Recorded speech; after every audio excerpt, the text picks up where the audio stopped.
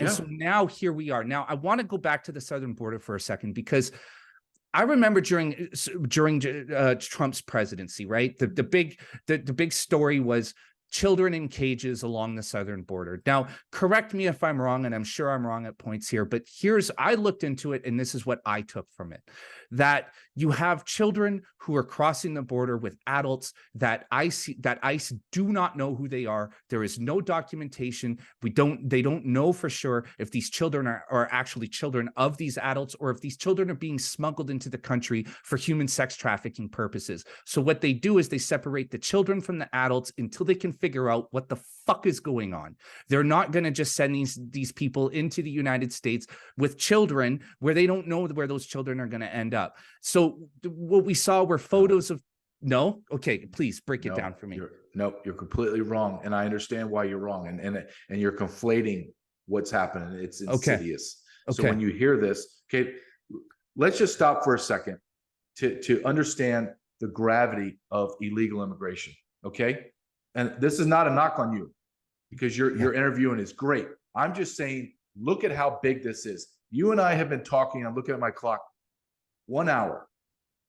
And we're just starting to talk about the biggest story is child sex trafficking. Mm-hmm. That is how enormous this problem is, that it took us an hour to get to this subject.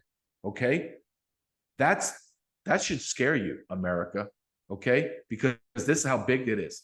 Now, let me explain to you. You're seeing cages, the cages. Those cages were built by Obama. Okay, mm-hmm. So let me explain. There's a policy that is so grossly insane. It's called the Flores Agreement. So I being the Border Patrol, can't hold a unaccompanied alien child. We call them UACs. It could be, if you can even imagine this, it could be kids that are like babies, like carried with their sister, babies to 17 years old. I can't hold them more than 72 hours. I have to get them out to Health and Human Services, HHS. HHS then turns it over to Office of Refugee Resettlement, ORR. Think of ORR as, I don't know what you guys have in Canada. We have Child Protective Services. Yeah, similar. Yeah. Okay, similar. So think of ORR like the federal version of Child Protective Services. So there's two scenarios that are happening. So unaccompanied alien children are coming into America. Over 500,000 since Biden's taken office. 500,000. They've all been brutalized sexually. Mm-hmm. We bring them to America. We have to turn them over quickly to ORR. ORR goes and finds their sponsors. Some of these sponsors are not even family members. We don't know who the hell they are. They're pimps. And then we turn them over to them. You're talking about, so those kids you see in cages are called UACs. Another policy that is so stupid.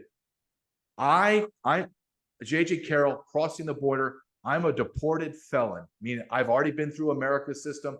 I've committed crimes and deported. I will rent a child from the cartels, and I'll cross with this child, and I'll say, this is my daughter, Maria. Maria's been drugged, by the way. She can't even move. She's like a dead sack of potatoes. And when Maria comes to life, she's scared, but she won't say anything because she knows that she works for the cartels. I won't separate this family per policy. So this man who's a deported felon, I don't deport him again with his daughter. I release him into America. So the cartels rent the child. I cross into America with it. I get released. Cartels take her back to the border, sexually destroy her, and then rent her again to come through. So those are the two scenarios. And people conflate them. They say that, well, they're separating the children. No, what they're doing is the children in the cages are unaccompanied alien children, UACs, that are going to get pushed out into America. And we need to talk about this. So let's stay on that subject. And then they call them family units. Family units are released into America. Now, to understand, we call it the trauma gauntlet. So when you fly in to cross the border, you fly into Colombia or Panama in Central America and make that gauntlet to America, up to Mexico into America. This is not even disputed. every organization that works down there, left wing, United Nations, the WHO, all the crazy ass liberal organizations, they all admit that 6 to 8 out of 10 women and children are sexually raped or abused coming up to America. 6 to 8. Oh, When yeah. they come into America, here's the dirty secret. A lot of these children are raped and abused inside DHS custody. Okay? Because these cages that should hold 400 people are holding 1,400, 2,000. And I'll give you an example. I have a friend that was a supervisor that was detailed down to Texas border. And I said, what does it look like in there? He goes, JJ, I got 2,000 kids from babies to 17-year-old inside a cage that holds 400. And I said, well, what do you got? Like, what are you doing? Like 50 Border Patrol agents walked in? He goes, no, me. I'm watching 2,000 people. And I go, holy shit, dude. He goes, yes. So there's sexual abuses and rapes going on inside our custody. So when you look at the totality of what's happening, American government has become the largest sex trafficker in modern history. In modern history. This is what's happening. So when you hear cages and you see these, remember, those are unaccompanied alien children that are being, connect the dots. United States of America, #1 consumer of child pornography. All of these children are coming across the border and being sent to sponsors. We have Epstein Island with major power players sexually raping young children. You have the former director of DIA, General Flynn, came out in a podcast 2 weeks ago and said, and I quote, we have congressmen and senators that are compromised because they are sleeping with minor children in foreign nations. So we have this pedophilia issue in America, and we're feeding it. The federal government's feeding it. These children are being, of everything that I've done in my career, it doesn't faze me. Women being raped, men being murdered, all that crazy shit that you see in law enforcement, I just don't care. I know that says a lot about me or a lot less about me, but I just don't care. I'm desensitized. But young kids being sexually destroyed, it spins me up into a frenzy, and I'm angry. Let me give you an example of how this works, okay? Or give you a story that encapsulates what it's like on the border and what we're allowing to happen. A man named Tom Homan, who was the former ICE director under President Trump, true patriot, has been in front of Congress, as you can imagine, endless times, given sworn testimony. And I write this in my book. He talks about a time 2, 3, 4 months ago. He went down to Texas. The Texas DPS, Department of Public Safety, sheriffs took him to the coroner's office. And in the coroner's office was a Nigerian woman and her husband, and they were there claiming the body of their 20-month-old daughter that crossed the Rio Grande, got swept away and drowned. The coroner comes to Tom Homan. He's testifying. He's telling his story. He is amped up, pissed off. He's so passionate. And he says, and this coroner pulls me aside and says, Mr. Homan, this little girl died of drowning. However, she has been sexually penetrated in every orifice of her body. And then Tom Homan goes on and says, and adamantly says, this is happening every day, all day, every night, all night. In fact, I'm sitting here telling you about this. I promise you it's happening right now. That is what America has allowed to happen. America, my country is a sex pimp of children. And I stand by that. And I'm not going to change my mind no matter what you say. Yeah. That's what America's become. So myself, I'm a writer, I'm an essayist. The only time I've ever considered myself an investigative journalist was actually when I dug into a child sex ring that was operating out of Lincoln, Nebraska in the 1980s. And it's the only time that I have ever had anything anything questionable happen to me around anything that I've written. I know quite a bit about this, and there are CPS agents who are involved in these sex rings. I mean, literally these children are not safe. It is a roll of the dice with every stage that they go through in the system, Yep. that they reach somewhere safe. So with these children, these UACs are in these cages, and they're released into the United States. What's the process once they're processed and released? What's the process to getting them to somewhere safe? Okay, this is the really, really dirty secret. Okay, you talked about CPS. Our foster care system is underfunded, understaffed, and in disarray. However, if I'm a CPS person and I place a child, I will do unannounced visits, right? I'll do welfare checks at school. I'll just make sure this child's okay. Here's what happens. This is the process. Let me explain. So Michael Yon and Ann Vandersteel are two investigative journalists. They discovered Walmart has nothing to do with it, but two old Walmart supercenters in the small town of Brownsville, Texas, right on the southern border. One held 5,000 boys, one held 5,000 girls. Escorts, they're actually called escorts, are hired to take these children across America on flights. So, and we're talking about this, and they had a whistleblower came out. He's like 20 years old. He's taking 17-year-old girls, staying in hotels and flying them all over the world, all over the country. And this is what he says, and it's very fascinating. And it goes full circle, to Epstein, etc. He said, the strange thing is every time I get assignment, I end up flying to New York or Florida. And every time that I take these children, I always end up taking them to extremely wealthy neighborhoods and homes. Why would somebody that lives in a $2 million home in Florida, higher level elites, why would they not go to local foster care and bring a child in, but will go and get some kid from Yemen or Uzbekistan that doesn't speak English, and bring him into their house? Well, the reason is because once I release that child to their sponsor, there's no follow-up. Mm-hmm. Nobody checks. I'll give you an example. Health and Human Services Director Javier Becerra, who is a buffoon, stupid, corrupt bastard, he goes in front of Congress and says, well, I try to call these people, but they won't pick up the phone, and the onus is on them to call us. No, Javier, you bastard. You just gave children to child sex traffickers and you just shrug your shoulder?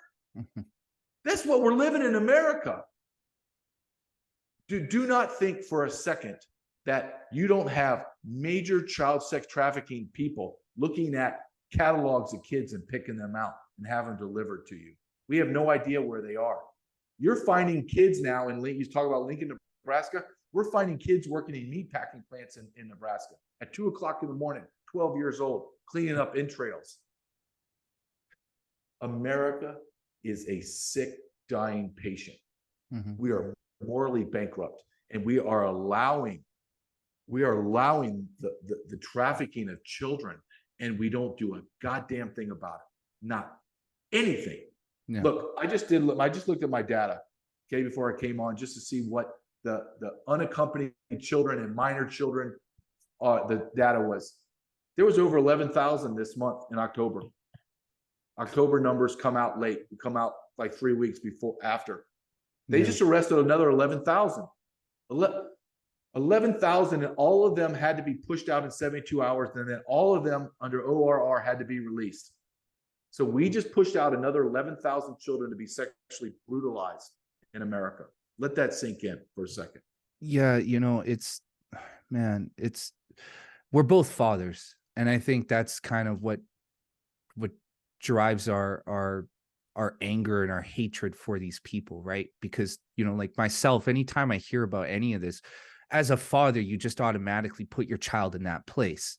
Mm-hmm. And it's like, I just can't believe that it was like when I was investigating this child sex ring, and sorry, I should correct it. It was Franklin, Nebraska, not Lincoln. But when I was reading about this child sex ring, it just destroys you inside. because you're like, these are fucking babies. And I don't know what type of psychopath could do this to children. I just don't know. And in my mind, with these types of people, these aren't people that even deserve prison sentences. These are people that should be hung publicly. Yep. Let everyone see it. You know, they're not, because the upper elites are tied into it. The upper elites are running it in our churches. It's already, I'm Catholic. There was child sex trafficking inside the Catholic Church. Yeah. And we're not the only faith that was doing it. Listen, you have children that are crossing our border that are being drugged, like physically drugged, so they can't wake up. And the people and the fathers are carrying them. And they're not even moving. They're barely breathing. Think of this. United States Border Patrol agents had a third-party contract with a DNA testing. So if I and the Border Patrol go, there's no way that guy's the fucking dad. This is bullshit. I would test him to see if their DNA connect. Guess what? They discontinued the DNA. They fund it. They did. They got rid of it. Why would you do that? Why would you do that? It's the only way. It's the only way to figure it out. I mean, that should be. But why? But why? Yeah. Well, it's obvious. You know, it's obvious. Yeah. I mean, can we all, everybody watching, can we all get to the point that we're adults, pull up our big boy britches and say, okay, 2 and 2 equals 4. Okay. They canceled DNA testing in order to facilitate faster movement of children through the border. Okay, I have to, and that's the only explanation. Can we just be honest?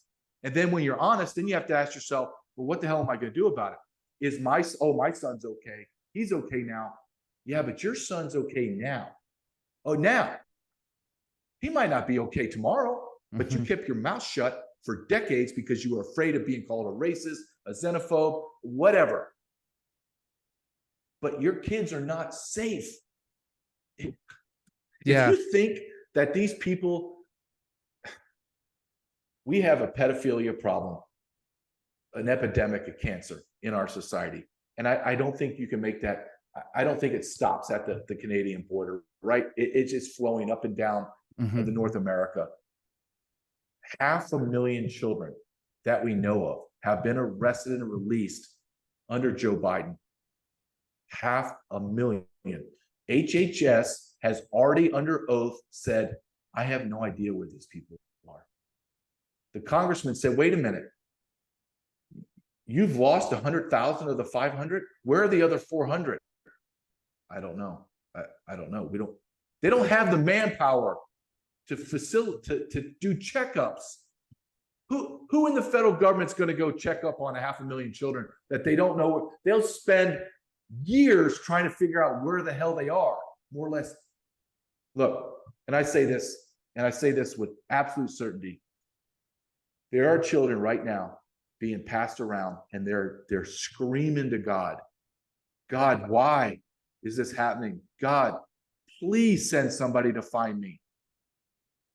There's nobody coming for you. I'm sorry. You're going to just have to deal with this. Yeah. And when people need to understand, why is child sex trafficking? Why do they do it? Well, it's money. Think of it. You need to think of it in terms of a business. I know it's hard to think of it as a business, but you have to get your brain wrapped around this.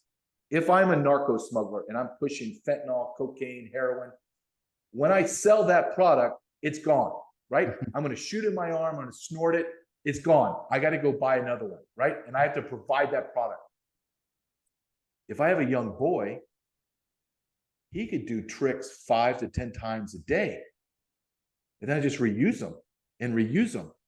5 to 10 times a day, where I'm selling cocaine once, I'm selling this boy 5 times. So I'm making 5 to 10 times the profit of a narco smuggler.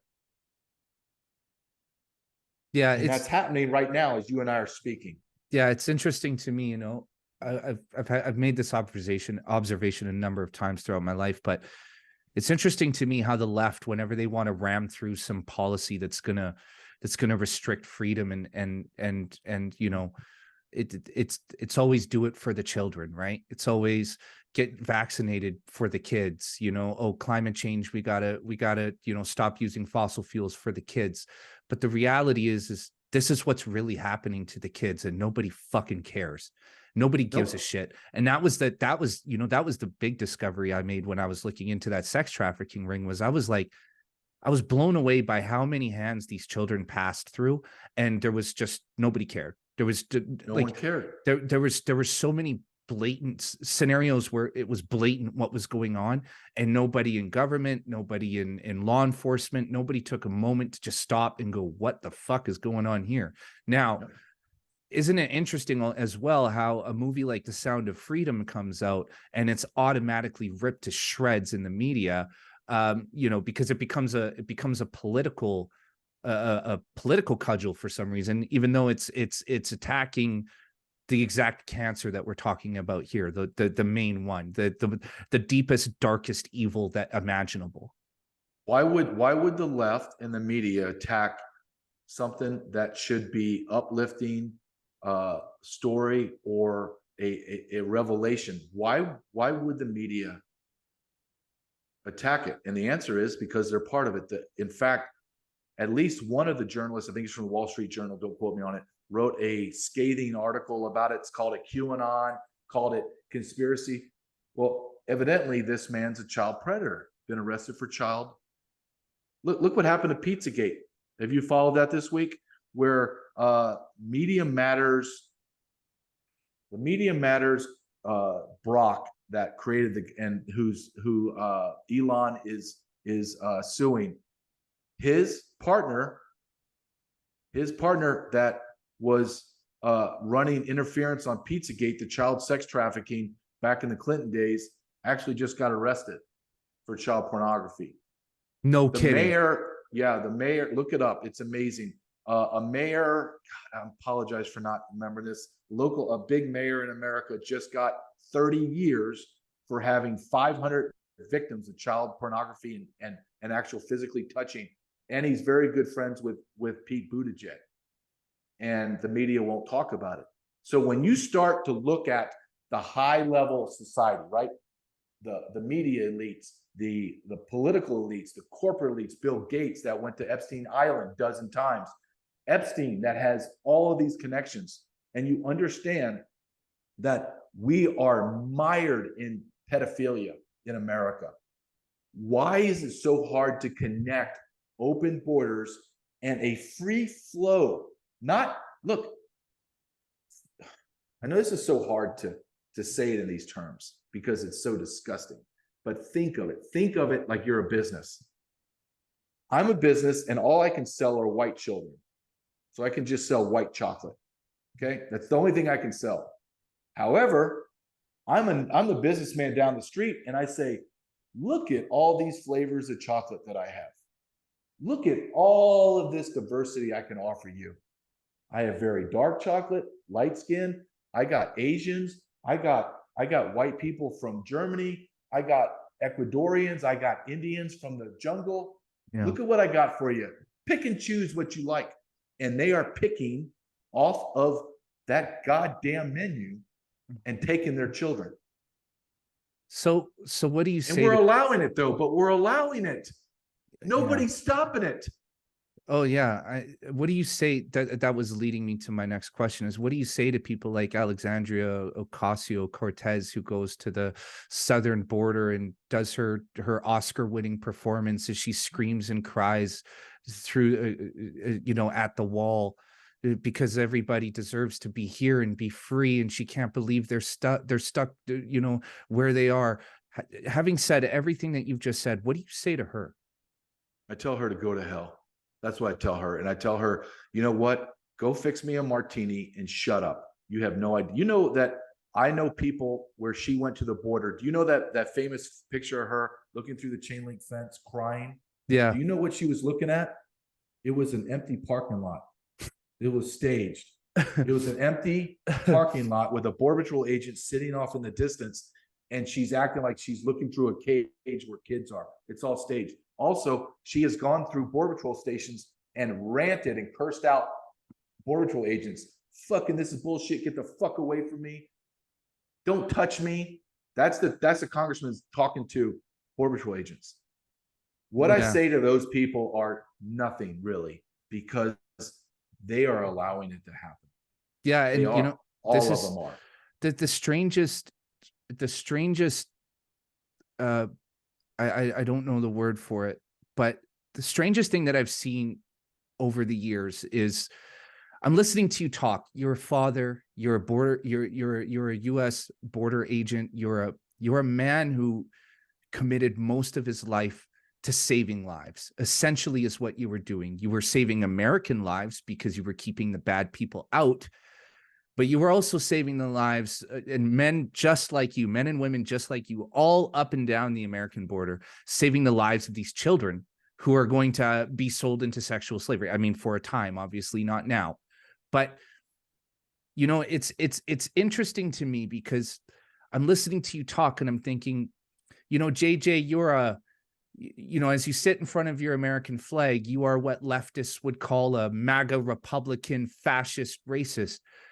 But you're the guy standing between them and everyone else, right? You're the actual guy. You're the guy on the ground that's saving these poor children from South America and Mexico, and you know what I mean? Men and people, you and men like you. But yet you have to sit there and take this shit from them when they call you a racist and a fascist, and you knowing what you know. What does that do to you internally, you know, in your mind? Well, to me, I my whole career, I was born in Massachusetts. My father's a Secret Service agent, so I moved around, but I spent my adult years, my formative high school adult years in Deep South, Louisiana, Alabama, Arkansas. So people see me, big white guy from the South, you're a racist. I've been told that my whole life in the Border Patrol. So it means nothing, right? People are so ignorant. I'm the minority in the United States Border Patrol, 60% Hispanic. I don't see color. I just don't. I see Americans. We're Americans. So when people call me names and say things, I know the truth. So when someone says, well, you're a racist, so I go, no. HHS has lost over 100,000 kids. How's that racist? I'm talking about black kids. I'm talking about brown kids and Asian kids and white kids. How's that racist? So it doesn't affect me. However, what they're doing to the United States Border Patrol, and it wrecked me. I mean, there were days where I was just like, how am I going to get through this day? How? I know that I'm doing my job, but the powers to be are just undercutting me. We have an epidemic in the United States Border Patrol of suicides. That's a direct correlation to being called horrific names throughout your career. You mentioned AOC. AOC calls us Nazis, using Nazi tactics, enforcing Nazi laws. She's so stupid. I hate to even use her because she's such a dumb moron. We're enforcing laws that you, sweetheart, voted on. We're enforcing laws that the Congress and the president signed off on. If anyone's a Nazi, you're a Nazi for not changing those laws. And why haven't you changed those laws? You and I are discussing illegal immigration. We're not discussing legal immigration. I love legal immigration. I'm talking illegal. So, sweetheart, you and your 3 brain cells, if you think there needs to be more legal immigration, let's have a debate about it. In fact, I might agree with you. I might not. And we'll open the border wider and have legal immigration. I'm talking about the fact that you won't go talk about that, and you want to bring through the back door, basically our front door, all your millions of people. Why are you not changing the law to make it legal, but you'll bring them all in under a fraudulent system? And the answer to that is because Americans don't want any more legal or illegal immigration in America. We've hit it. We've hit our max. Let me give you an example. New York City today. I just posted this on my Twitter account. New York residents are out of their mind because what happens on Wednesday morning before Thanksgiving?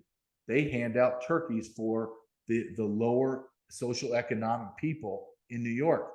Well, they ran out of turkeys. Well, why did they run out of turkeys? because all the illegal aliens there in New York City came and took all the turkeys and all the free food. So Americans, our brothers and sisters that are having a hard time economically, which a lot of people are, won't get a turkey because the Guatemalan family that doesn't understand Thanksgiving gets a free turkey. That's small into the big picture, but that is emblematic of what's happening in America. Look at Chicago. Chicago is a war zone. It has schools that don't even, not even one high school functions at the proficient level. They just allocated $100 million to house illegal aliens and help them get jobs. They have a homeless problem and an employment problem and a gang problem in Chicago, and they diverted $100 million from their own people to illegal aliens. This is what I'm telling you, that America is unique and America is great because we are not a democracy. We are a republic, meaning we are represented, but we're not represented anymore. How do you come into Congress with meager means and leave a millionaire 10 times over on $170,000 a year salary? How? Well, because you're corrupt and no one will say it. We live, look, I take no joy in this. In fact, I wish you and I were having this discussion that I just retired and President Trump was in his second term and the border was completely secure. We were within 6 to 9 months of Trump's next term of being completely secure sovereign nation, completely. And you and I would be having a completely different discussion. My book would be about the greatness of American immigration. Look what we've accomplished. Look at what we've helped the legal immigrant to do. No, my book's about corruption, treason, the destruction of America. I don't take any freaking joy in this, but I'm not going to stay silent and allow all of this to go on and me just think, well, I got my turkey. My son's going to have turkey and mashed potatoes. I'm okay. No, that's not how America works. We're supposed to take care of each other. We're supposed to point out corruption and we're supposed to take it down. And sometimes I just have to take a break and recharge, because where are my fellow citizens? There's few of us that are saying anything. There's more every day, because now the corruption and the treason is affecting more and more people in their day-to-day lives. And it's affecting when people go hungry and people feel disenfranchised, like in New York, Chicago, Austin, Texas, on and on and on. Change will happen. But we go back to my original question to you is, are we going to be able to awake in time from our slumber to stop the final destruction? And my answer to you is, I don't know. Yeah, and I don't know. I don't know either. And that's a lot of why I'm here today and why I'm talking to you. Because I feel like we are losing. We are the foundation on which both of our countries were built has been just destroyed. And yes, I feel like we're trying to hold everything together with rubber bands and glue, and it's just slowly pulling apart further and further and further. And the thing that always perplexes me is how these ideas that we're talking about, especially the idea of nationalism, has been almost permanently affiliated with white racism. And to me it's like, but it's not just white men who are concerned about their country. It's Black women. It should be everybody. It should be Latino men, Black women, you know what I mean? Middle Eastern families. Like it should be everybody who is a naturalized citizen of the country in which they reside that should be concerned. Right. And I just, it's another Marxist trick, right? Where absolutely they attribute national pride and nationalism itself to just white supremacy. And it's like, it's this whole thing, it just doesn't make any sense. Now I want to pivot because I want to ask you, because you brought something up, and I really want to ask you. You guys have an election coming up. I don't think Biden he's just I mean, it's very obvious that he's just a puppet for special interests, right? I mean, he's a zombie. He's Weekend at Bernie's, essentially, He right? is. And Yep. America has been Weekend at Biden's for the last 3 years. So Mhm. so you have two very strong candidates. You have Trump and you have Robert F. Kennedy Jr. And I think they both have very good perspectives on the immigration crisis you're facing, although they have differing viewpoints. Right. In your mind, who is the best candidate for America 2024 onward? There's no doubt it's Donald Trump. Okay. Yeah. When I absolutely believe it for a multitude of reasons, but let's stay with immigration. I don't have to listen to Trump tell me about how he's going to secure the border. He already did it. So when he's like Robert Kennedy's going to talk about theoreticals, how I think this will work. Well, no, Trump already did it. I don't know how to explain this to you except to say 150 people arrested in 24-hour period, 5,000 and then 11,000 a day under Biden. Trump, let me explain how Trump did it. Trump said, okay, I'm going to build a wall. He only had 25% of the wall built. Okay.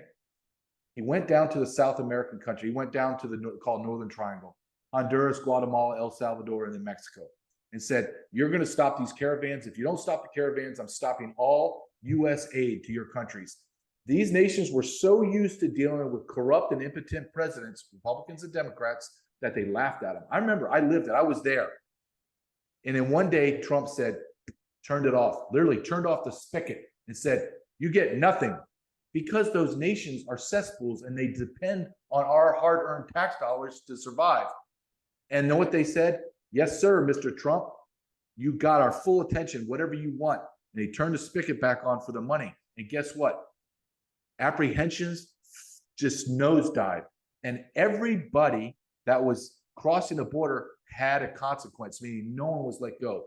ICE was in the interior arresting tens of thousands of criminal aliens every day, just deporting them, flights going back to Sudan, Ecuador, whatever, Uzbekistan. Everyone took back their people. So when you talk about, I want somebody that's going to fix this problem, well, I want to hire the guy that actually fixed it before this treasonous bastard destroyed it. And that's President Trump. There is nobody else in America right now that's going to have the fortitude, the determination, the experience, and the flat out resentment in his gut that Donald Trump has when he comes back in office. And I want a scorched earth policy. Look, he's already come out. President Trump said, the very first day that I'm elected, I will create the world's largest deportation force. Everyone that received any kind of relief under Biden is gone. Tom Homan will go back and work for him. He will create the world's largest deportation force, and it will happen. Everything that you and I are talking about has already been done. Look, Eisenhower did Operation Wetback. I know it's a politically bad term now, but that was the term of his operation, Operation Wetback. And he told all the illegals in America, get out. And if you don't get out and I arrest you, you're never allowed relief again. Millions went south. Millions. Self-deported. You don't have to catch everybody. You just have to catch a few. And then you have to make employer sanctions powerful. If you employ an illegal alien, you're fined $5,000 per employee. It's already been done. We already did employer sanction. It works. Right. So my answer is Donald Trump. That's the only person that's going to fix this. The only guy. Now here's my next question. Does Trump make it? Because this is my real concern. They've nailed him to the fucking wall, man. And look, I'll say this. I'm an old school liberal. I was a progressive in my 20s, like I think most 20-year-olds. I didn't have that high of an opinion on Trump for the first couple of years of his presidency, but it was because I was just an, liberal dumb listening to what everybody says. It wasn't until I really looked into Trump that I developed an admiration for him and an admiration for his policy, because he was fantastic for America, not so good for Canada, but he was fantastic for America. He resurrected a lot of the parts of your economy that were long dead. Yes. He was great for immigration. It's funny because the way liberals frame it is, oh, he's going to build a wall. He wants to keep out all the brown people. No, he wants to keep Americans safe, Americans of all races, right? Yep. Not just white people. So Trump has been nailed to the wall with these indictments. I mean, the deep state is going after him. They want to do everything that they can to rip him to pieces. Now, from everything that I've seen, I do not see. I mean, every indictment they hit him with, he just gains another million votes. I mean, it's backfiring horrendously because people can see the game that's being played here. I do not see a scenario where Trump does a single day in prison for any of these supposed charges against him. Now, in your view, and this is my concern, is that they're going to try to assassinate him before the election, before he can get there.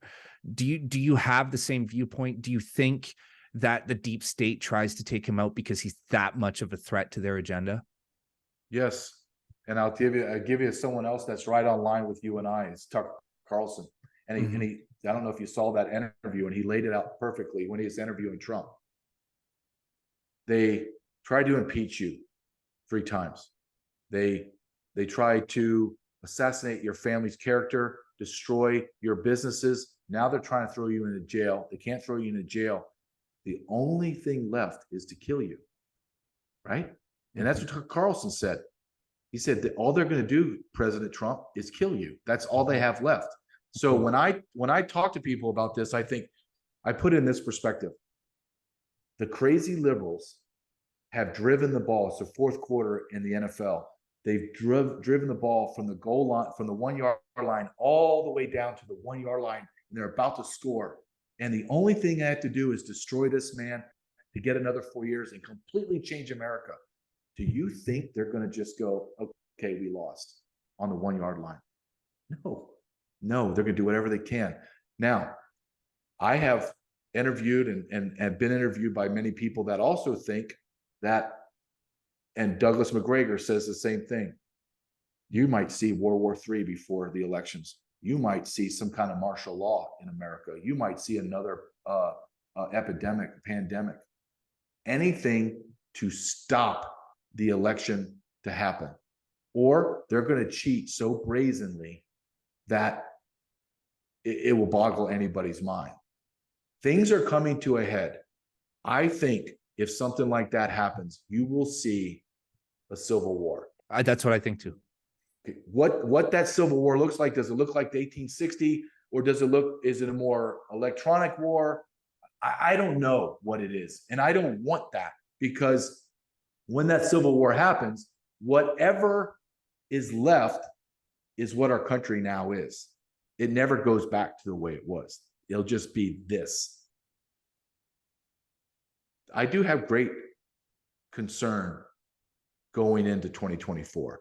I don't believe that. I think it will be absolute utter chaos like we have never seen before. And as Canadians, I think if I was Canadian, I would be irate that I'm having a direct impact from you idiots down there in America.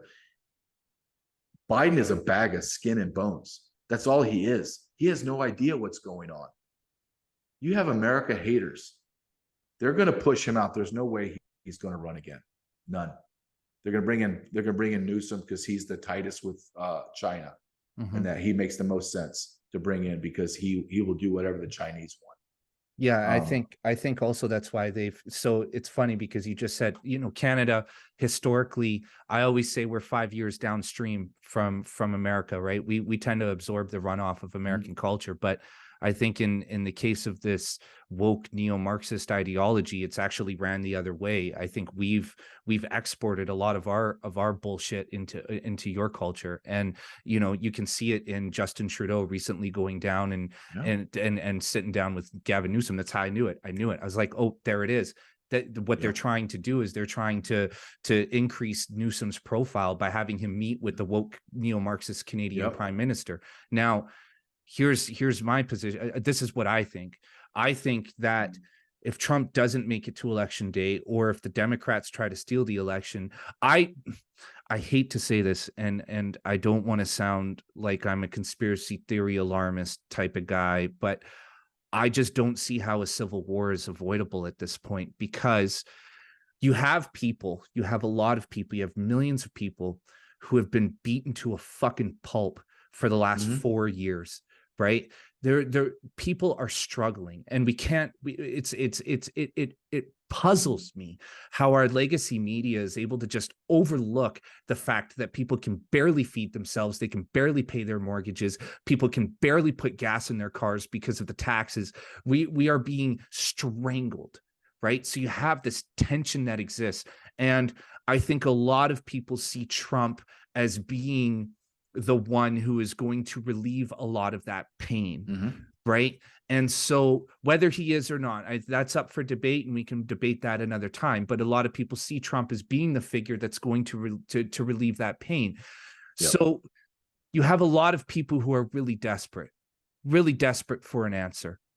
And here comes the answer, right? 2024, he's poised to do it, to take back the White House.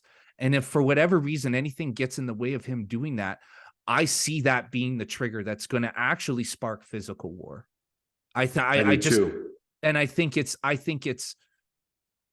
disgusting and deeply irresponsible of liberals and Democrats to play that game, because I think it's a lot of people are going to die. And that's the part that I get afraid of. You know, a lot of people talk about revolution. Oh, we need a revolution. And I always tell people, you don't want a revolution, man. If you read about revolutions that have occurred throughout history, they're always bloody.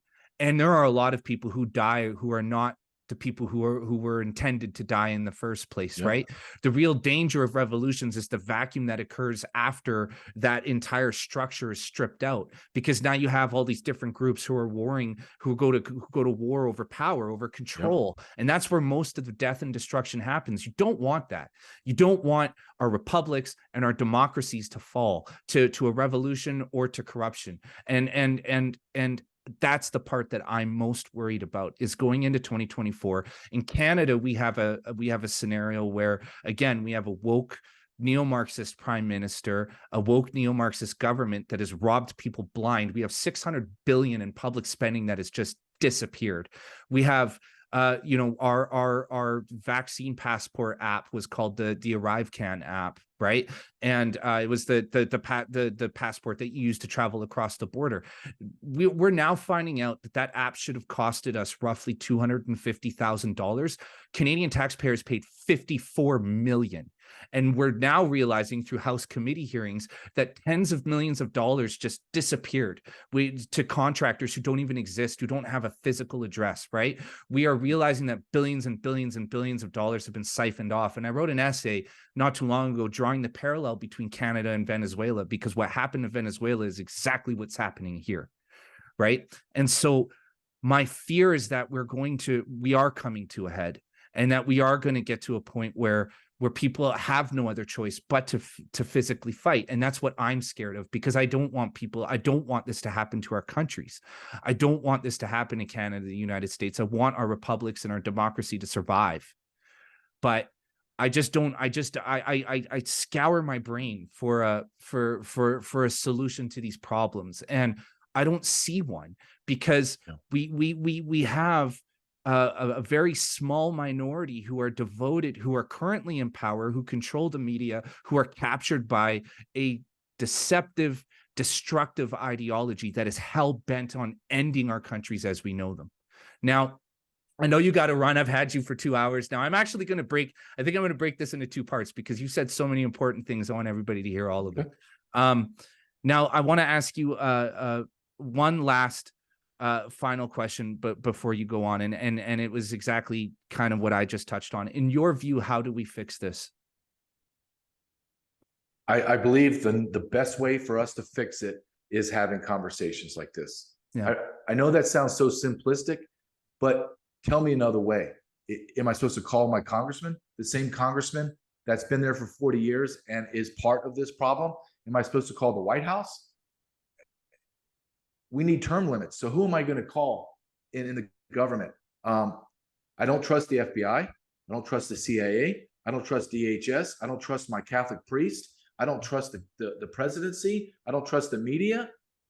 So we have to talk to each other, and we have to prepare each other for worst case scenarios. And we have to talk to each other. So when we do vote, and that brings us to the real crutch. In America, our vote is sacred. So now people are questioning, just like I said, well, we got to get out and talk to each other and vote. But is my vote going to count? We've already proven it's not. The idea that I'm a crazy conspiracy theorist, that the 2020 election was stolen, that's not even in argument anymore. Everyone just now acknowledges, yeah, there was ballot stuff. There was all this stuff happened. No one calls me a conspiracy theorist or Dinesh D'Souza conspiracy. No, this happened. Everyone's like, okay, but the left is like, what are you going to do about it? I cheated. What are you going to do about it? Nothing. You can't do anything because we rule everything. I think the only way to do it is to talk to each other. Now, let's say that we talk to each other, and let's fast forward to 2024. And the election day comes and goes, and Biden gets 92 million votes and Trump gets 75 million. And we all know it's a lie because only 170 million people voted, right? 170 people voted and only 150 million are allowed to vote. And they cheated again. And everyone knows they cheated. Everyone knows. What happens? What happens? See, that is a big question. What happens when 90 million people or 80 something million people, like last election, are disenfranchised? And then, like you said, not only did I steal that from you, you 80 million, but I'm going to call you vile names, and I'm going to browbeat you, and I'm going to paint you as to be a horrible person. Then I'm going to start taking food off your table, and your kids are going to suffer. Now we have a problem, because now you've pushed people, not just 100,000, you pushed 80 million people into a corner. Yeah. And said, you're either going to fight or you're going to die. What are you going to do? And Americans are fighters. Some of us more than others. So when you say, what's the answer? I wish I had a clear-cut answer, because once I start going down that we need to talk to each other in order to vote, I have to stop myself and go, that's if they count the votes the right way. Do you understand that we're still counting votes in Arizona 3 years after the election? Argentina just hand counted tens of millions of votes in 6 hours. 3 years later, we still don't know the final totals of our counts in Arizona. Do you think that there's some corruption in America? Yeah, no But shit. you have, right. But to finally answer your question, besides podcasting, which you can knock it, and I'm a prime example of this new podcasting, because I don't watch regular TV at all anymore. I get my news of listening to experts talk and be interviewed. Why do I want to listen to a talking head that I don't trust on Fox News when I can listen to the guy that's been there, done it, and wrote a book about it, and he's telling me I'm going to trust him over that guy. So this is the new medium. This is the new way of getting our information. But ultimately, are we going to have our votes counted? And if not, then I say we'll have a civil war. I just do. Yeah. And so just to wrap this up, I want to pose one more thing to you, because this is something that I've been mulling over in my head quite a bit, and I've asked a few people about it, and I want to get your insight before we go. At the end of every empire, the empire fractures and breaks into separate states, right? And in Canada, we are seeing, I'm in Alberta. Alberta is comparable to, well, they call us Canada's Texas. And I've been to Texas, and I can tell you we are mirror images of each other. Alberta is the Texas of the North. We also have Saskatchewan, which is, very much like a Texas or a Florida or a Mississippi.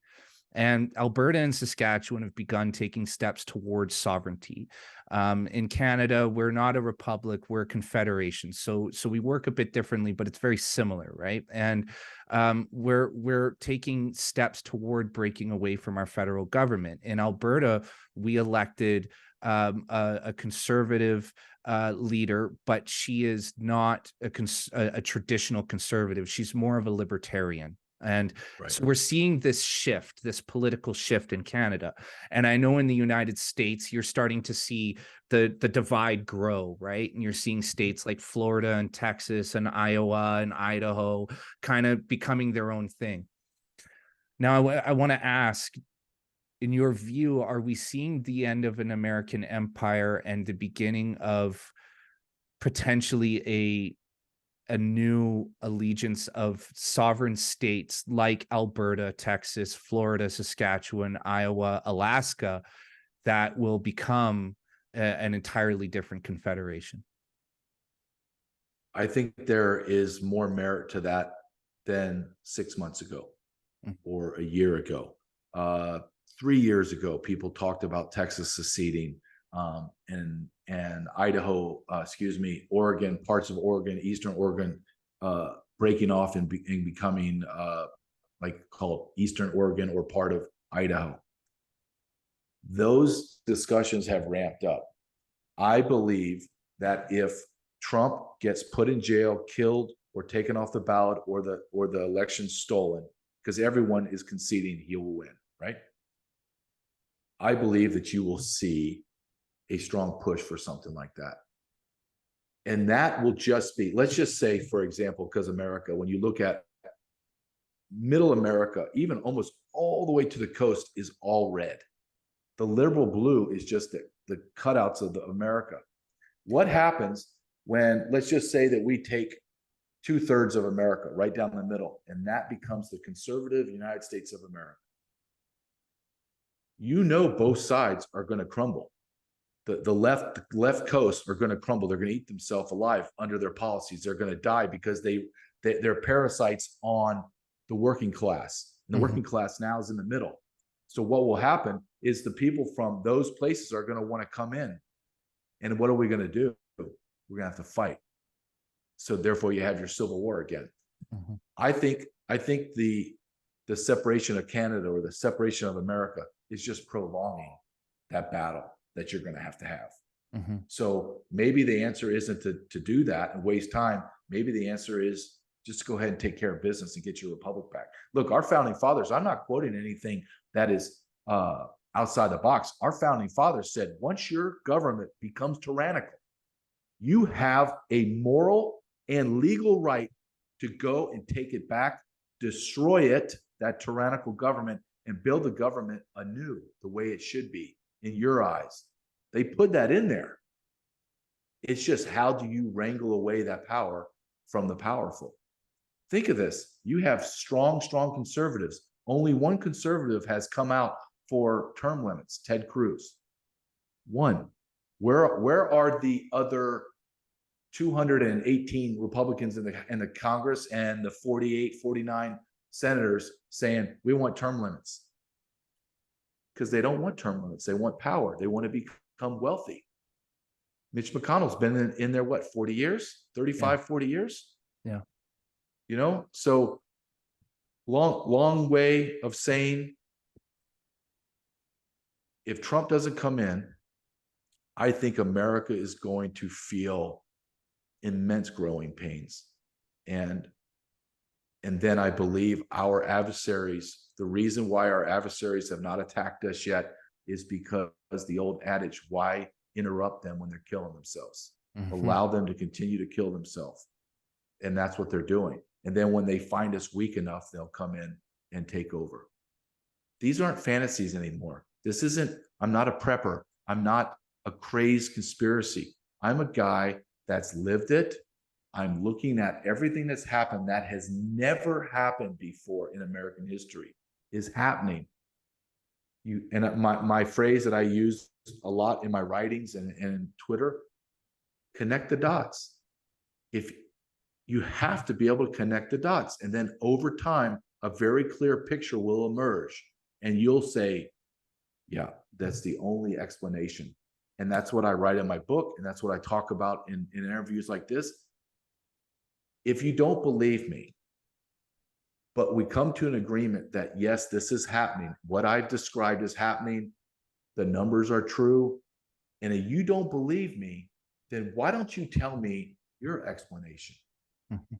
And there's never a rational explanation given to me. In fact, what I deal with is utter silence. So a left-leaning host and myself, we just sit here and stare at each other for like 20 seconds. And on air, 20 seconds Forever. like 20 years, right? Yeah. And we just sit there and stare at each other. And I see his wheels going, and to a man, to respect them, they say, I don't have an answer. Well, if you don't have an answer, you either go and you start researching more, or you agree with me. But you can't keep playing stupid. I just think America's at a crossroads. I really do. And I think that the really key in the road is next November 2024. And that is going to tell me exactly what's going to happen to America. And maybe before then, Trump gets killed, gets taken off the ballot, whatever it is, and then we'll know. No one wants to vote for DeSantis. I like DeSantis.